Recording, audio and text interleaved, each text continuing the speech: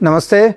This is Durgesh Sonar, Physics and Maths PGT, and today I feel very proud to see, you can say, the sincere student प्रथम प्रणव शर्मा. प्रथम, आपका बहुत बहुत स्वागत है Delhi public elementary school में. सबसे पहले आपको बहुत बहुत कॉन्ग्रेचुलेशंस, बहुत बहुत बधाइयाँ. Thank you sir. You got 94% marks. Okay, बस आपसे ये जानना चाह रहा हूँ कि आपकी ये जर्नी कैसी रही. सर ये जर्नी मेरी बहुत अच्छी रही. इस जर्नी में मैंने बहुत कुछ सीखा, इम्प्रूवमेंट किया और कई सारी नई चीज़ें सीखी और अच्छे से पढ़ता गया, तो ये मैं अचीवमेंट अनलॉक कर पाया. प्रथम, एक बात बहुत ईमानदारी से बताओ कि आप शुरू से टॉपर रहे. शुरू से मैं अबव एवरेज रहा था और फिर धीरे धीरे जैसे जैसे मेरी पढ़ाई हार्ड होते गई तो मेरे अंदर बहुत इम्प्रूवमेंट करता गया, तो मैं एक टॉपर का किताब हासिल कर पाया. Very good, that's very good. प्रथम, एक बात बताइए कि आप ओरल प्रैक्टिस करते थे या रिटन प्रैक्टिस करते थे. रिटन प्रैक्टिस करता था और मैं एडवाइस भी दूंगा कि रिटन प्रैक्टिस ज़्यादा करना चाहिए. यहाँ तक कि मैं नोट्स भी रिटन बनाता था. Very good. डिजिटल ज़्यादा प्रेफर नहीं करता था क्योंकि उससे लंबे समय तक याद रहता है. अच्छा प्रथम, एक बात बताइए, आपका डेली स्टडी रूटीन क्या रहता था.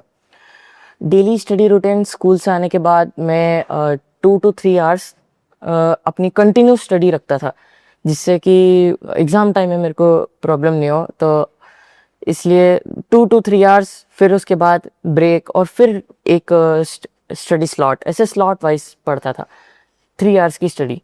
ओके. अच्छा, अब आपने इतने सब्जेक्ट पढ़े, इसमें सबसे टफ सब्जेक्ट कौन सा लगा. सबसे मेरी इस जर्नी में मेरे को टफ सब्जेक्ट मेरे को एसएसटी लगता था, क्योंकि उसमें चीज़ें ज़्यादा याद रखनी पड़ती थी. राइट. तो जब फिर जैसे जैसे एग्ज़ाम पास में आई, तो जब मैंने एग्ज़ाम दिया तो एसएसटी का पेपर अच्छा गया, और पर मैथ्स का पेपर डिफ़िकल्ट आया था, तो उसमें थोड़ा सा डाउनग्रेड हो गया. पर हाँ, मैथ्स भी शुरू से ही थोड़ा सा लगता था, पर कॉन्फिडेंस आ गया था जब मैंने प्रैक्टिस करी थी. तो दैट्स रियली वंडरफुल. अब आप ये बताइए, आप जो नोट्स बनाते थे वो कैसे बनाते थे. हैंड रिटन नोट्स बनाता था. ओके. और जैसे मैं एक खाली पेज लेता था, उस पर फॉर्मूला शीट बनाना और उसको बनाकर ऐसे दीवार पर पेस्ट कर देता था, तो बार बार देखते तो याद रहता है. Very good, very good. That's a nice process.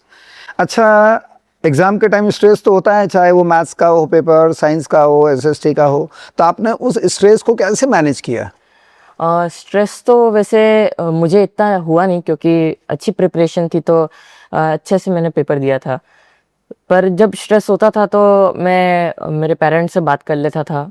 Mummy मेरे साथ में रहती थी, तो उनसे मैं बात कर लेता था, तो मेरा स्ट्रेस सब दूर हो जाता था. That's very good. मतलब आप ये कहना चाहते हैं कि जो रेगुलरली साल भर स्टडी करे उसको एग्जाम के लिए इतना स्ट्रेस नहीं होता है. राइट.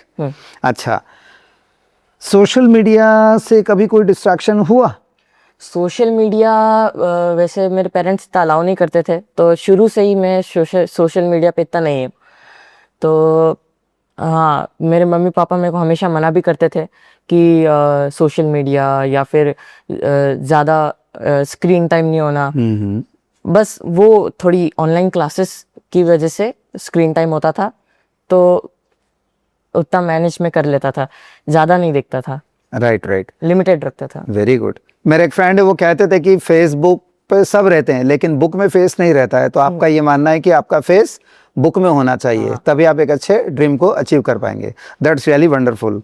प्रथम, आपने 10th 94% से पास कर लिया, तो आप तो चाहते होंगे कि आगे आने वाले जो 10th के स्टूडेंट्स हैं उनको एक अपन कुछ मैसेज दे पाएँ.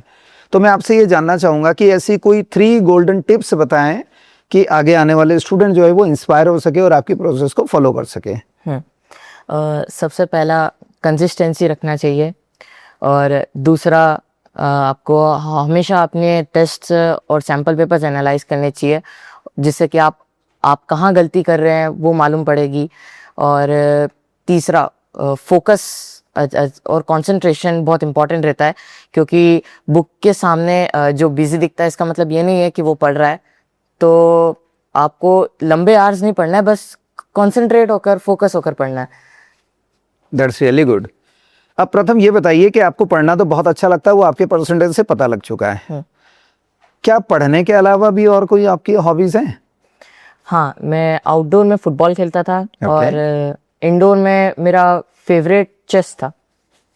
Chess intelligent game. That's really wonderful. Future में आप क्या बनना चाहते हैं? What is your future plan?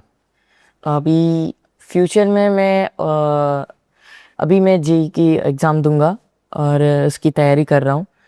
आने वाले जेई 2028 का मैं एग्ज़ाम दूंगा और एक अच्छा इंजीनियर बनना चाहता हूँ।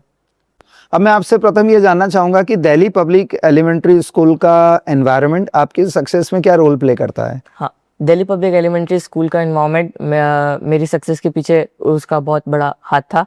या टीचर्स ने मेरे हमेशा डाउट सॉल्व करे, कभी मुझे डिमोटिवेट नहीं होने दिया, हमेशा मोटिवेट रखा और मुझे बहुत सपोर्ट किया उन। That's really good. प्रथम, बहुत अच्छा लगा आपसे आज बात करके। हम अपने आगे आने वाले 10th के स्टूडेंट को कुछ मैसेज दे पाए। I wish you all success and all the dreams comes true in your life. आपके पेरेंट्स को भी बहुत बहुत बधाइयाँ। Thank you very much.